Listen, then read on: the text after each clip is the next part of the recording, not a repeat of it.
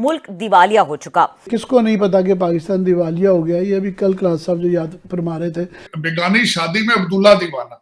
आपके अपने हालात घर के ठीक नहीं है कि हम बैंकरप्ट हो चुके हैं और आप कहते हैं जी तालिबान को पैसे दो। आपके अपने हालात क्या है, लोड शेडिंग शुरू हो चुकी है, गैस आपकी मिल नहीं रही है।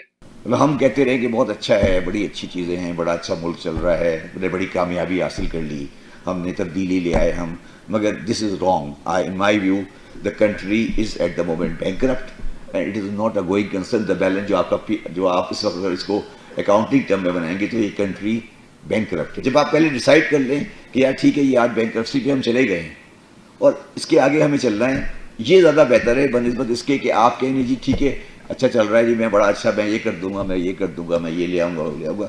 ये सब लोगों को धोखा देने वाली बात है। कि 2018 में जब आपका सारा इंटायर डिफेंस बजट जो है कर्ज़ों से हो रहा हो तो उसी को दिवालियापन कहते हैं।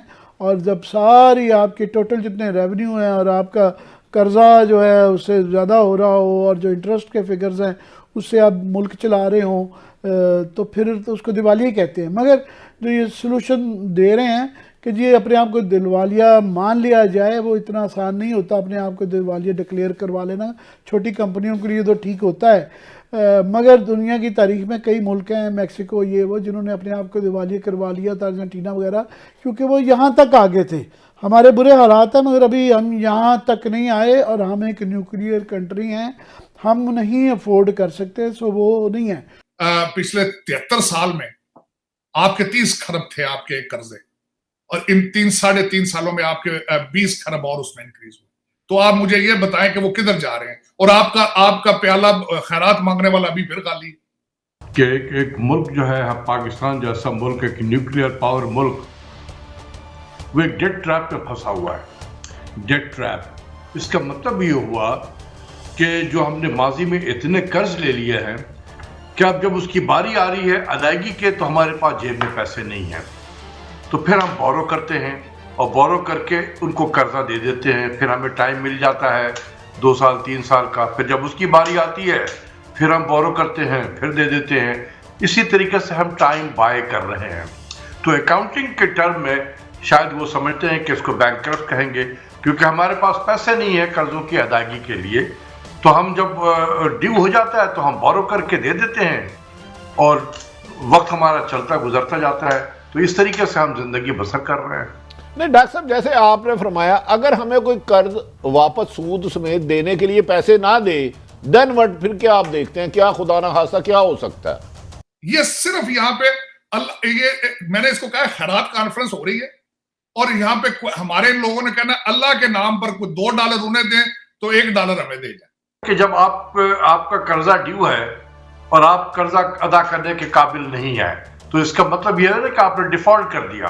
लेकिन होता यह है कि उसकी अदायगी के लिए हम कहीं और से बोरो कर लेते हैं, बोरो करके उसको पेमेंट कर देते हैं और हमारा सिलसिला चलता रहता है। इसको हम कहते हैं डेट ट्रैप। तो ये हकीकत है कि पाकिस्तान ऐसा मुल्क जो है वो डेट ट्रैप में दाखिल हो चुका है। अच्छा डॉक्टर साहब, ये मैं एक और, आप वाहिद हमारे मेशेदान हैं कि जिन्होंने मीडिया पे आके वाशिंगटन कंसेंसस का नाम भी लिया, कम से कम इतना हम देखते हैं आपका कंट्रीब्यूशन। और मेरा सवाल आपसे ये है कि बहुत से मफरूज़े उड़ गए न्यू लिबरल इकोनॉमिक्स के, ट्रिकल डाउन नहीं हुआ, गरीब गरीब से तर हुआ, अमीर अमीर तर हुआ, प्राइवेटाइजेशन जो है उसने हमारे मुल्क में कार्टल्स बना दिए और उन कार्टल्स क्या तो हुकूमत यरगमाल है। हम स्ट्रक्चर्स पर रीथिंक क्यों नहीं करते और बहस क्यों नहीं करते हमारे मेशेदान? डॉक्टर साहब, मैं आपको दाद देता हूं काजी साहब, आपको न्यू लिबरल इकोनॉमिक ऑर्डर का भी पता है, आप वाशिंगटन कंसेंसस का भी जिक्र कर रहे हैं। मेरा नहीं ख्याल है कि किसी भी हमारे एंकर पर्सन को इन सब चीज़ों से वाकियत है, तो ये मैं आपको दाद देता हूं इस हवाले से। देखें, बात यह है कि इसको कौन करेगा? हम जैसे तरक्की पजीर मुल्क है हम तो नहीं कर सकते। ये थिंकिंग जो है ये इंटरनेशनल लेवल पे होनी चाहिए। और मैं आपको बताऊं, ये भी आपको मैं बता देना चाहता हूं कि अगर अमेरिका या इस किस्म के जो वेस्टर्न वर्ल्ड हैं, अगर वो इस इकोनॉमिक थिंकिंग को, न्यू लिबरल इकोनॉमिक ऑर्डर को, अगर उसमें रिफॉर्म्स नहीं लाएंगे तो आप देखिएगा कि जिस तरीके से एशियन इंफ्रास्ट्रक्चर इन्वेस्टमेंट बैंक बना है चाइना में। हो सकता है कि कुछ ऐसे ही अदारे एशिया में भी बन जाए। मिसाल के तौर पे एशियन मॉनेटरी फंड है, वो भी बन सकता है। तो फिर जब इन अदारों की तरफ जाएगा कौन? तो ये इनके अपने मफाद में है कि जो हम जैसे तरक्की पजीर मुल्कों को अपने काबू में रखते हैं इसी न्यू लिबरल इकोनॉमिक ऑर्डर के जरिए से, तो ये लोग फिर किसी और तरफ देखेंगे। तो मेरा सिर्फ ये कहना है कि ये बड़े बड़े जो मुल्क हैं, पावरफुल मुल्क हैं, ये लोगों को, हम जैसे तरक्की पजीर मुल्कों को मजबूर ना करें कि हम किसी और तरफ देखना शुरू कर दें। कबल इसके कि हम देखना शुरू कर दें कोई ऐसा इदारा आ जाए, उससे बेहतर यह है कि ये अपने अंदर रिफॉर्म्स पैदा करें। हमें रिफॉर्म्स के लिए लेक्चर ना दें, पहले अपने अंदर रिफॉर्म्स करें, फिर हमें लेक्चर दें आके। डॉक्टर साहब, मैं अपना वज़ीर आज़म पाकिस्तान को कोट करूंगा। जब उनका इलेक्शन हो रहा था, उन्होंने कहा था कि दावा किया था कि मेरे पास जो इकोनॉमिक एक्सपर्ट है इंटरनेशनल स्टैंडर्ड में, उनमें एक नाम उन्होंने लिया था आतिफ मियाँ का। मैं उनका एक इंटरव्यू सुन रहा था 3 साल पहले। उन्होंने कहा पाकिस्तान का जो इशू है वो कर्जा नहीं है, पाकिस्तान का इशू ये है कि जो हम कर्जे लेते हैं वो नॉन डेवलपमेंटल होते हैं। मतलब हम कर्जे लेके तरहाएं तरुहें दे के सियासत चला रहे हैं। अगर कर्जे हम ऐसे लें कि हम उससे डेवलपमेंट करें, पैसा बनाएं और उनका कर्जा वापस कर दें, तो आप इस थ्योरी को किस तरह समझते हैं? देखिए, टेक्स्ट बुक में तो ये बिल्कुल सही कहते हैं, और वो है भी एक प्रोफेसर आदमी, तो उन्होंने किताबों में जो लिखा हुआ है बिल्कुल सही उन्होंने कहा है कि हम कर्जे लेकर जो है नॉन डेवलपमेंटल, जी हाँ, नॉन डेवलपमेंट या डे टू डे एक्सपेंडिचर में लगा देते हैं और तरक्याती प्रोग्राम में नहीं करते हैं, कुछ एसेट क्रिएट नहीं करते हैं, अपनी इकॉनमी को मजबूत नहीं करते हैं कि जिससे वो आप डेट की सर्विसिंग कर सकते हैं। तो ये किताबी बातें हैं, अच्छी लगती हैं किताबों में। हम जैसे डेवलपिंग कंट्रीज़ में जो रियल लाइफ इकोनॉमिक्स है वो किताबों से ज़रा मुख्तलिफ होती है। तो मुझे उनके थ्योरी पे उनके जो बातें की हैं उसमें कोई गलत नहीं कहा है, उन्होंने बिल्कुल सही कहा है। लेकिन ये किताबों वाली बातें हैं, ये बिल्कुल ऐसे ही किताबों वाली बातें हैं कि अगर किसी मुल्क में इन्फ्लेशन बढ़ रहा है तो इंटरेस्ट रेट को बढ़ा दो। ये किताबों में लिखा हुआ है, ये वेस्टर्न इकोनॉमीज के लिए है। डॉक्टर साहब, हल क्या है? डॉक्टर साहब, हल भी दे देना, मैं इसका सोल्यूशन फिर क्या है ये कर्जे का? देखिए, ये इस तरीके से चलते फिरते आप किसी से हल मांग ले, वो क्या हल देगा?